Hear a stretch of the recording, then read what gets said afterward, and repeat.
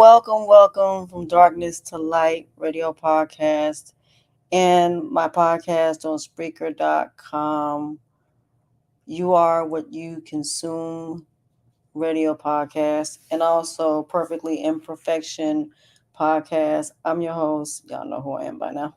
Thank you guys for joining me for this episode. If you guys like the commentary, please hit the like, subscribe, and notification button to receive notifications of my videos. If you guys are on Spreaker.com, please go to those podcasts, perfectly imperfection radio podcast, and you can see that podcast along with all of my other podcasts.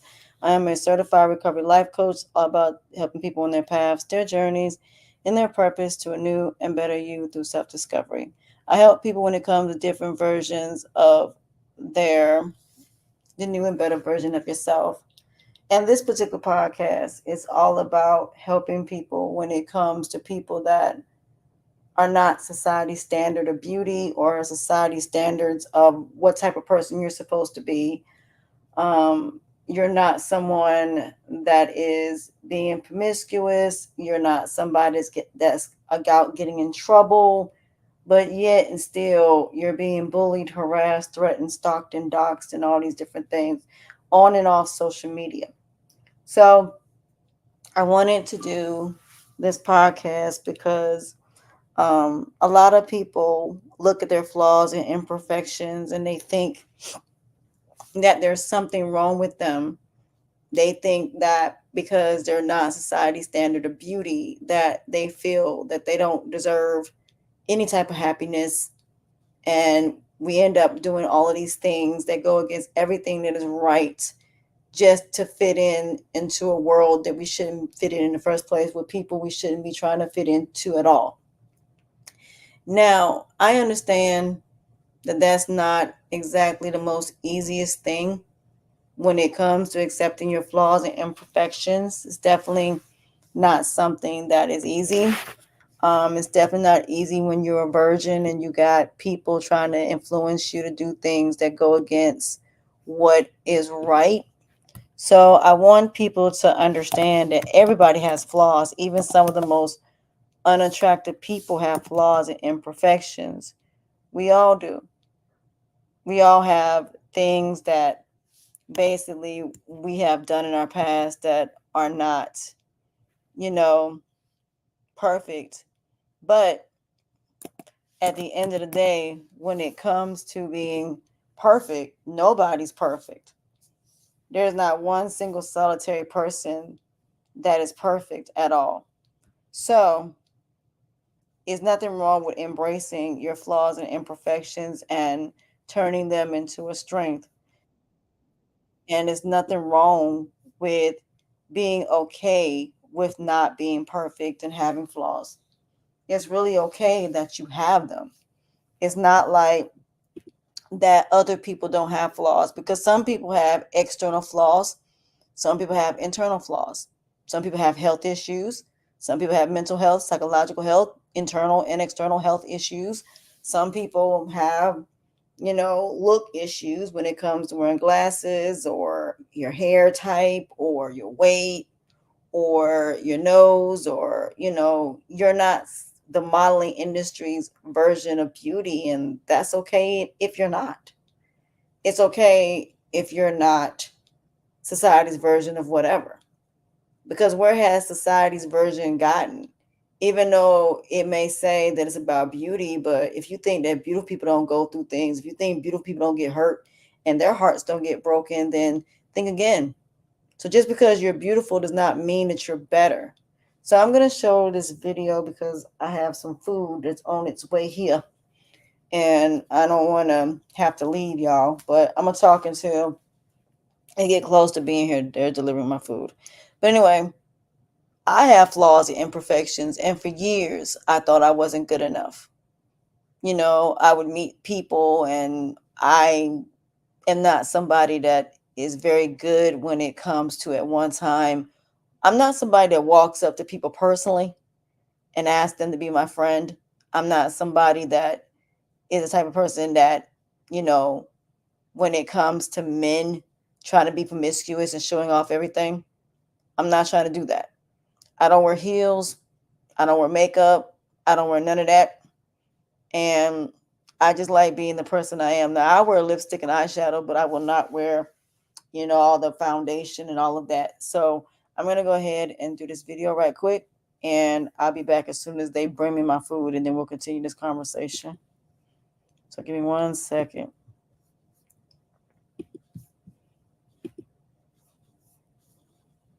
Have you ever felt like you just aren't good enough?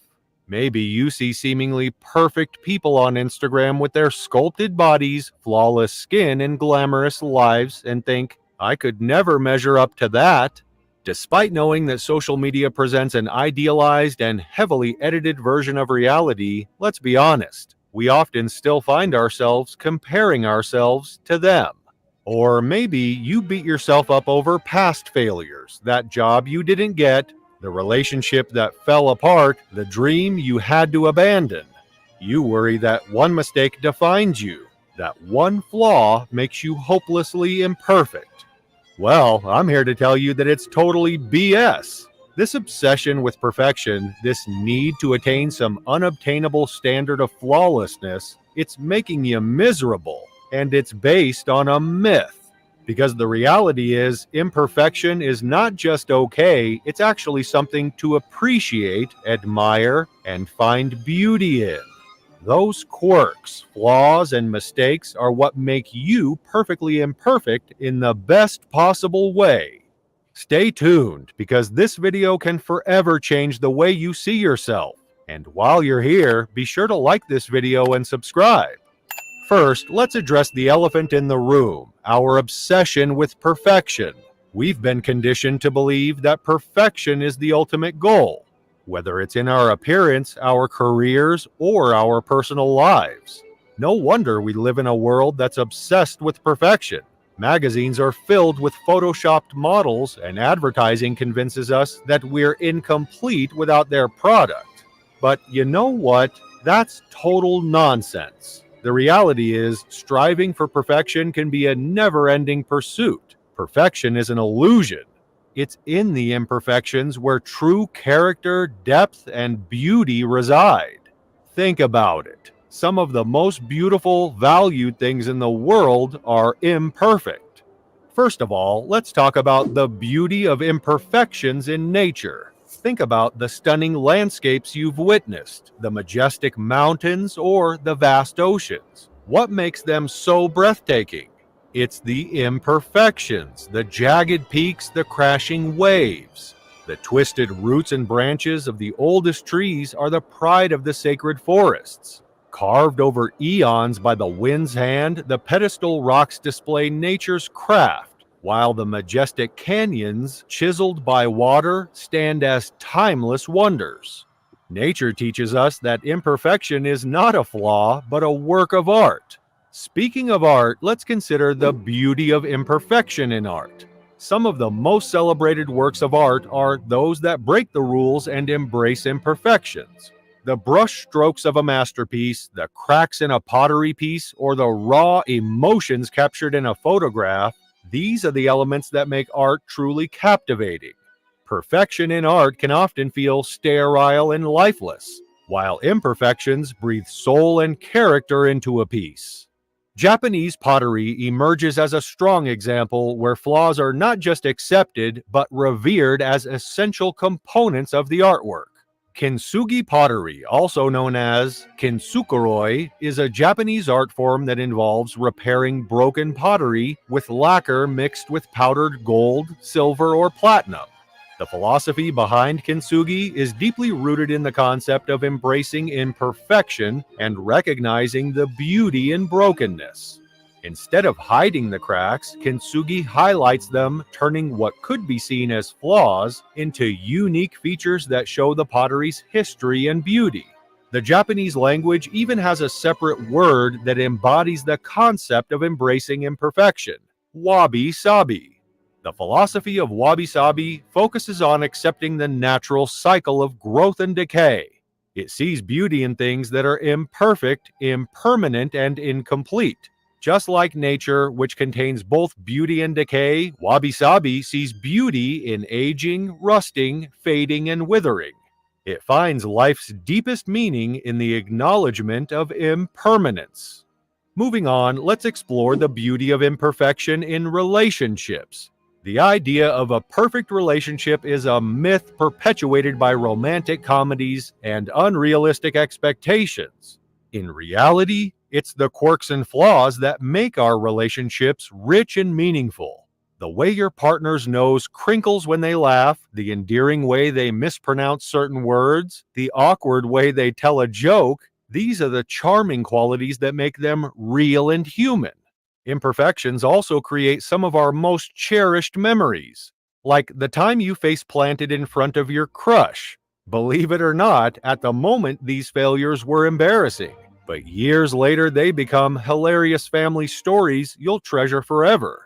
Of course, perfectionism is often driven by deep insecurities and fears of not being good enough.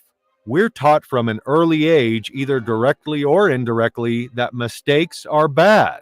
But the reality is, it's our imperfections that make us interesting, authentic, and yes, perfectly imperfect. Think about it. Some of the most inspiring people in history were not defined by their imperfections, but transcended them. Take Helen Keller, for instance. Left blind and deaf by illness as an infant, she defied all expectations and became a renowned author, activist, and lecturer. Or consider Stephen Hawking, one of the greatest scientific minds of our time, who lived with a motor neuron disease for most of his life. Confined to a wheelchair and able to communicate only through voice synthesizer, he shattered assumptions about disability by making groundbreaking contributions to our understanding of the universe. Then there's Nick Vujicic, who was born without arms or legs, yet lives a remarkable life and career as a motivational speaker, author, and evangelist. He travels the world sharing his message that our imperfections should never define us or stop us from our dreams. These people are just a few out of hundreds we could discuss. So let's stop obsessing over our small imperfections that ultimately mean nothing. Your scars, your insecurities, your mistakes of the past, these make up the beautiful, imperfect human that you are. Appreciate them, learn from them, let them give you depth and perspective, but never let them discourage you from striving to reach your highest potential. The world doesn't need more filtered, airbrushed, plastic versions of perfection. It needs more realness, more authenticity, more fortitude in the face of adversity. Proudly own your imperfections, because in doing so, you'll inspire others to find the beauty in their own. Hit that like button if this message resonated with you, and subscribe for more inspiring content. I'll see you next time.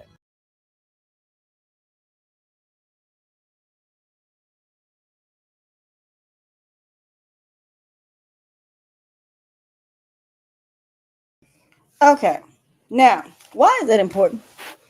Because that's honestly, I don't want to be none of these females that are drop dead gorgeous. I don't want to have to live up to that expectation. And I especially don't want to be depressed, anxiety, or any of of those things. And that's what's going to happen. It's like trying to live into a world that you don't belong in the first place. And the problem with that is when you listen to people talk and they say to you that it's 80-20, 60-40, 70-30, 90-10. No, it's 50-50. And the problem with beauty is it doesn't last. Even though you have flaws and imperfections, those things are the things that make you turn them into strengths. They make you into a better person by loving your flaws and imperfections, because it's going to make you a humble person. It's going to make you a nice person. It's going to make you someone that understands that you don't fit society standards, and it's okay if you don't. It's no different than being a godly person and you say to yourself, I'm not having sex until marriage. I'm not going to go out here and do negative things. Doesn't mean negativity is not going to hit you. Doesn't mean you're not going to be bullied, harassed, threatened, or stalked. It doesn't mean that you're going to have people accept you, because that's the downfall of that. Or you being a people pleaser, seat filler, captain save a hoe, and a build a bear, you're trying to build people that don't want to build themselves. You're the one doing all the work. You're the one going to work every day, paying all the bills. This person staying at home like they're a child. And the same thing a child does, is the same thing these adults do that you let sit at home do absolutely nothing. You have people that say, "Oh yeah, when I make it, I'm gonna bring me with you, and I'm going to, we're gonna enjoy everything." And then when a person makes it, they all of a sudden just leave you behind and move on to the next person. It's sad, but unfortunately, it's accurate. A lot of people do not appreciate people. They don't value people as they should. So even though you're the person that's doing all the giving, you're the person that's trying to prove to this person why y'all should be together and why you're worthy of them, that person's not doing the same for you. They're not giving you the same thing you give them. They're not loving and caring about you the way you love and care about them. And the crazy part is, when these people are cheating on you, you did nothing wrong. They cheated on you because supposedly you gained 20 pounds. They cheated on you because you weren't giving them sex. They were cheating on you for whatever the reason may be. But infidelity is not just romantic relationships, it's across the board. Everybody cheats on somebody. And at the end of the day, the fact that you have people going over hoops and bounds to convince people of why they should be friends, and trying to convince your parents of why, they should believe in you when you reach a certain age. And then you wonder why your kids are basically rebelling against you, because they now have friends and family, friends that actually accept them for what they are and who they are. So if you think that kids don't commit infidelity against their parents, they absolutely do. Beyond a shadow of a doubt, they do. So I feel like that there's nothing wrong with a person saying, you know what, I'm not going to try to make people personally do anything that they don't want to do. It's just like being Captain Save-A-Ho. Every time somebody says jump, you say hi hi. You're always the one that's making sure everybody's good. You're always the one giving people money when they need help with something. But what are they giving you? Nothing. Now, don't get me wrong. There's nothing wrong with that, but that's not the way to help people. You don't help people and hurt yourself at the same time. And that's part of recovery. How do we help people and bring people to our world and not let our world be destroyed by somebody else? Whether it be a romantic relationship, friends, family, regardless of what it is, not to let someone else's stuff interfere with you. And that's what people got to understand. That when it comes down to being there for people, there's nothing wrong with being there for people. But the question is, if that's reversed, is this person going to be there for you the same way you're there for them? Everything as far as this society is one-sided. The person that benefits and the ones that don't, the haves and the have-nots. And it isn't about people being better, it's about keeping people in the same position. So even though you got people that are trying every day to be the best version of themselves, how can they when every day they're being knocked down 20 steps down further because of other people?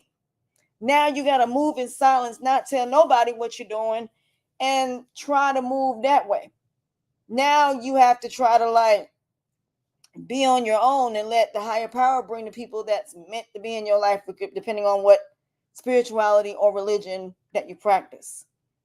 So it's really sad that you got people out here that really think that it's okay to use or take advantage of somebody that hasn't done anything to you at all. It's a lot of people that are trying to be the best versions of themselves. So I just want people to understand that it's okay to not be perfect.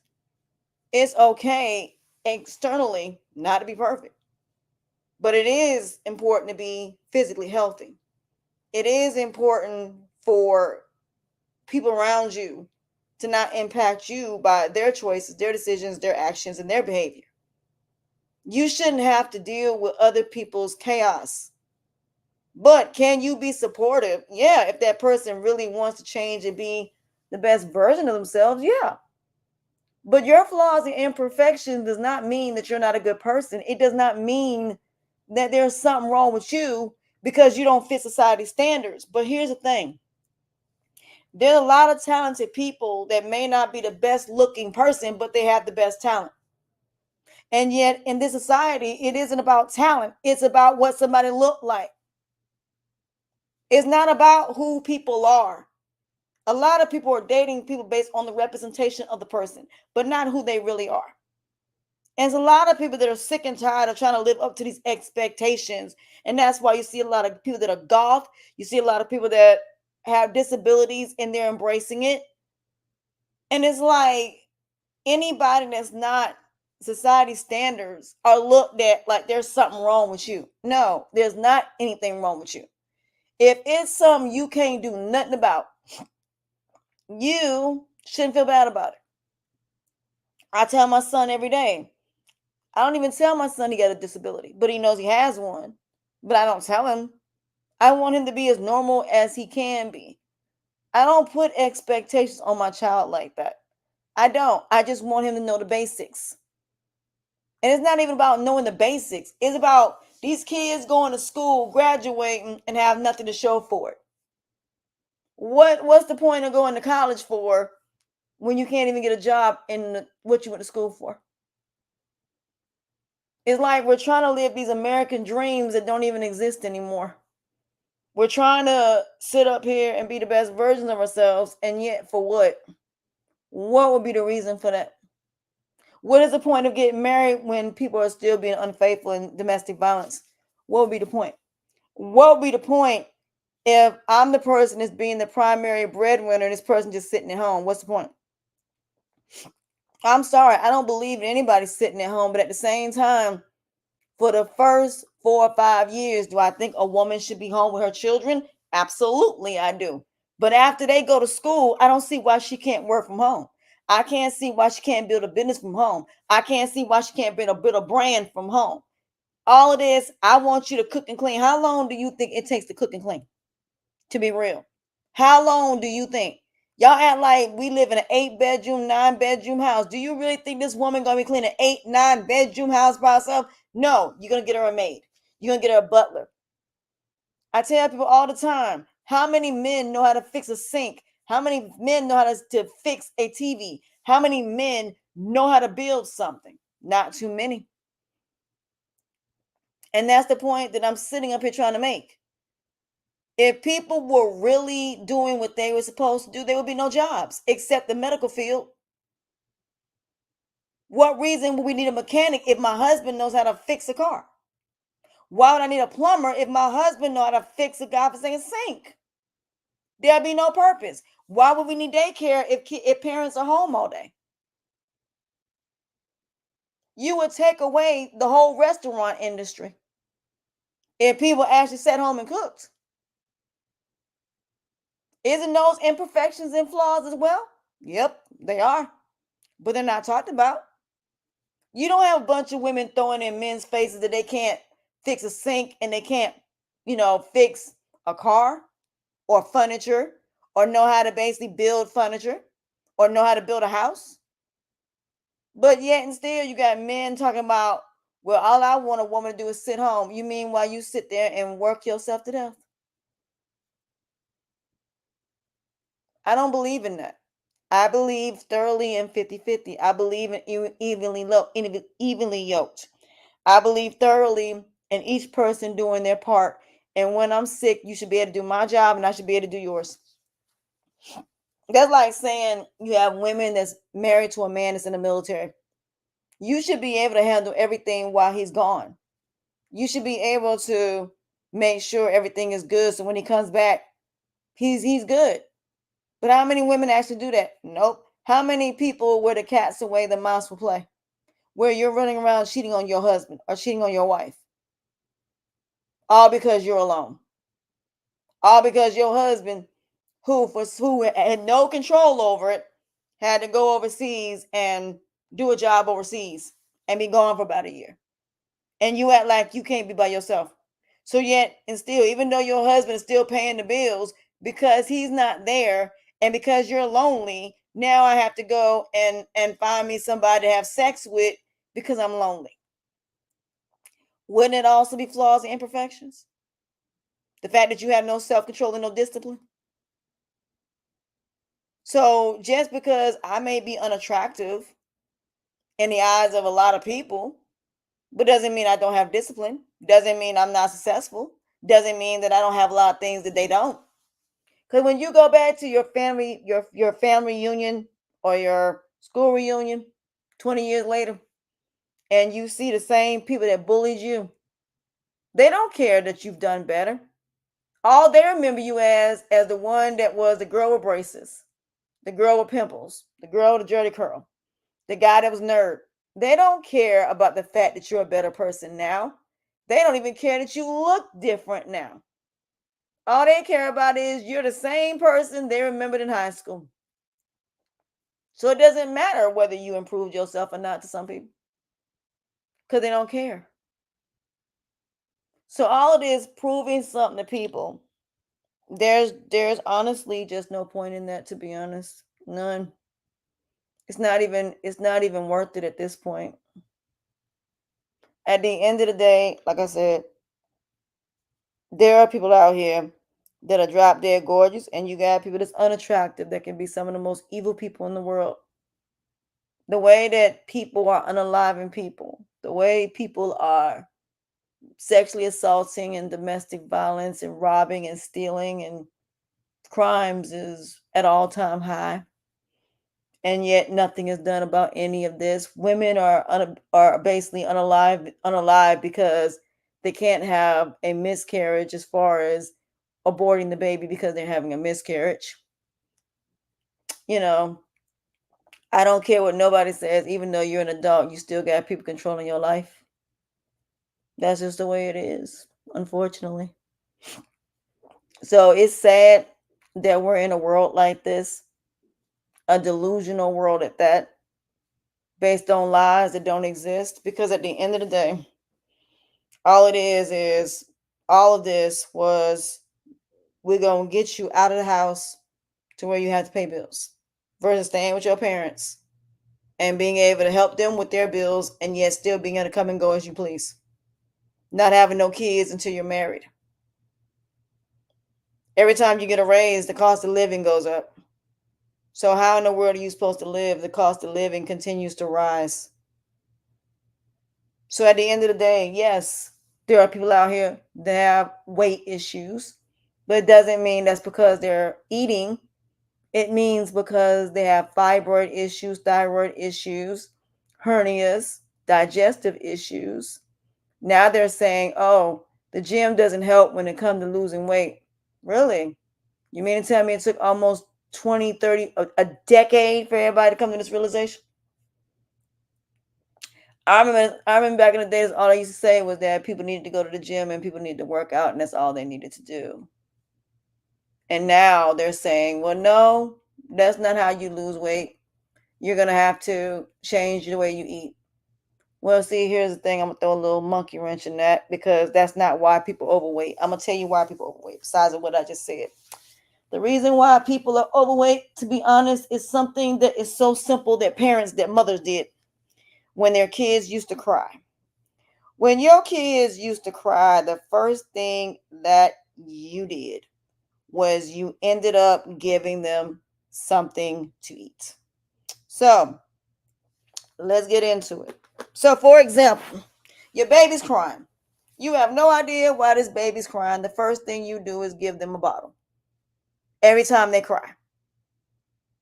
Every time something is wrong, you give them something to eat. So, what happens is, by you feeding them every time they cry, because you just want them to stop crying, what happens is you're making them overeat, and you're expanding their stomach more so than what would be normal. So then when these kids get about a year old, all they do is eat. Because when a child is pushing away the bottle and you're trying to force the bottle down their throat, that baby does not want that bottle. A baby doesn't want a bottle every time it cries, because they don't. But what you're doing is you're overfeeding this child. The same way that you do when it comes to eating breakfast, lunch, and dinner is the same way it is for a baby. Breakfast, lunch, and dinner. A baby does not need a bottle every time it cries. There can be multiple things wrong, but the most important thing is the baby just wants you to talk to them. So what happens is a lot of these babies are overweight because all they do every time they cry is feed them. That's all they do. They feed them. And what happens is if you feed a baby too much, you're going to expand their stomach or they're going to overeat and throw up. That's why a lot of these babies end up throwing up, because you've overfed them, but you're not paying attention to that. So when they get 2 or 3 years old or even a year old and they start eating regular food, depending on what you feed them, can also make them gain weight. So if you're overfeeding your child, then guess what? Every time that child cries and they represent that as what they're going to do, that's why people eat when they're depressed, because when they were born, the only thing they knew was every time you go through something, you cry. Every time I cried when I was a baby, I ate. But nobody thinks about it from that perspective. They never do. But that's a possibility, that it could be the reason why a lot of people are overweight can also be genetics. It can also be your parents are genetically big. So you're big. But no baby comes out in this, it comes out 250 pounds. But you have some babies that are like 12-pound, 13-pound, 15-pound babies, and they're big. So yeah, that's possible. Then not only that, that's not even include height. So at the end of the day, being active and then also, you know, eating and also the lifestyle you live and getting enough sleep, all of these things matter when it comes to these things. But again, if you let everybody else tell it, it's because you eat. That's why you're fat. When that's not why. But that's what everybody seems to think for some reason. So at the end of the day, like I said, it's sad the fact that you got people that really think the things they think when it's not accurate. So all I can say is we all are not perfect. Not one person is perfect. But like the video said, they're some of the greatest people of all time were not perfect. They were flawed. And when you're flawed, that's when you realize you have the most to lose. That's why people who are flawed are more so trying to do the right thing, because they know that if they do something wrong, it's going to be worse for them. So that's pretty much about it for the most part. So again, you have a lot of people that think because they look a certain way or they have money, they can do whatever they want to. But then when the consequences and repercussions and karma happens, everybody feels some type of way.